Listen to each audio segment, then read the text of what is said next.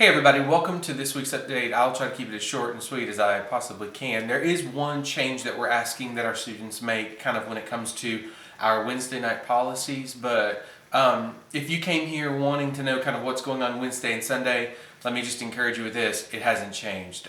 This Wednesday we are actually picking back up. I say it hasn't changed, but we are going to be returning for our Wednesday night worship. Starts at 6:15. Jensen will be leading worship. I'll be teaching out of the book of Revelation chapter 4. And so we are trying to get back into a sense of normal after being out for a couple of weeks.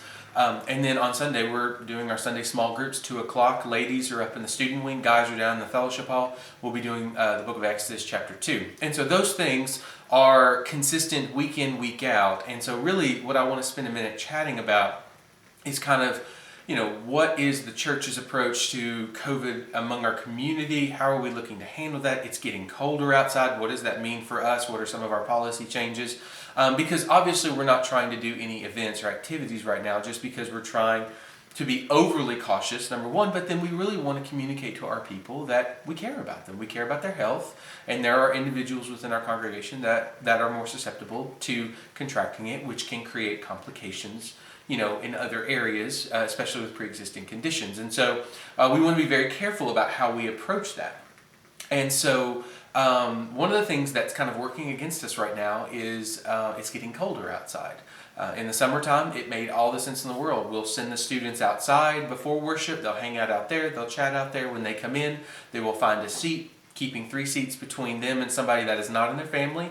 And that's going to be how we handle that. Well, with us getting into the colder months, we begin to lose that option. So our leadership, as well as our student ministry leadership, have kind of put their heads together and talked about kind of how we want to approach the winter months. So I tell you, because I'm going to be telling students tonight, this Wednesday night, what our approach is going to be for the winter months. So students really have 2 options when they get on site. Number one, they can stand outside. I know that sounds kind of brutal, especially with it being cold, but that's an option for them. If they don't feel comfortable coming in the building before worship, we 100% understand that. We recognize that they'll be freezing, and that's not a great idea, but they can still do that if they choose to.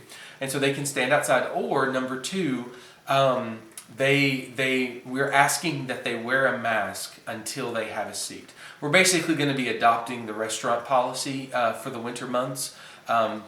Because what we know among students is that they like to fellowship, they like to congregate, they like to talk together. And so if your child does not want to stand outside in the cold, when they enter the building, we ask that they have a mask on. We'll have some there for them to put on.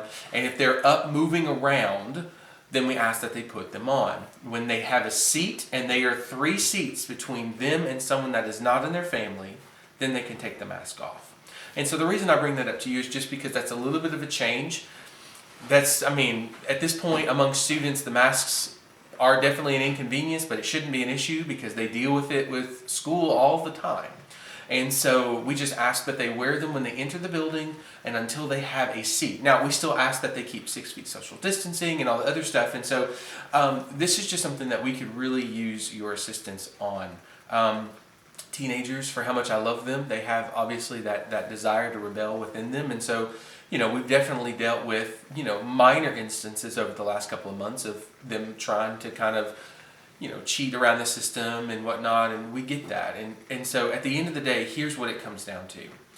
This is an opportunity for our student ministry to show Christian love and maturity by serving the rest of our church family. By complying with these rules and these regulations. Because at the end of the day, sure, we want to come under the authority that's been placed in our life. That's biblical, right? God demands that. We want to do that. But at the end of the day, for me, it's more of an issue of I want to sacrifice what I believe to be my freedom so that I can serve the people that are around me. And I can love them, and I can show them that their health matters to me. And so that's what we're asking out of our students. So if you could just have a conversation with your child before they head out to worship tonight and just say, listen, whenever they talk about this, we just ask that, you comply with what Andy and the mentors are requesting. That if you want to stand outside, great. But if you need to go in the building, just put the mask on until you have a seat. And when you sit down, then you can take it off. But don't be getting up and moving around and whatnot. And I know that sounds inconvenient, but man, we're just praying that COVID is only for a little bit longer. We're praying that the regulations will not get more strict, will not get more intense, and that we'll just continue to honor the Lord by the way that we love one another. And so anyway, I don't mean to preach, but it is something that I know is a hot button issue in our community, especially among our own church family. And so at this point, it's an issue of, as the youth pastor, this is what we're asking out of our students. And so, like I said, I'm not expecting them to do this tonight. We are going to be making them aware of this tonight, and then we'll begin implementing that moving forward. One last little detail that I failed to mention, and so obviously the COVID stuff will kick those into place in December, because next Wednesday we will not be meeting. We have, of course, next week is the week of Thanksgiving, and we always give that Wednesday night off to everyone to be able to spend time with their family. So COVID policy stuff will change starting in December, but that's all I've got. I spent way too much time on that. I apologize for the length of this update. Hope you guys have a great week of the Lord, and we'll talk to you guys soon. God bless.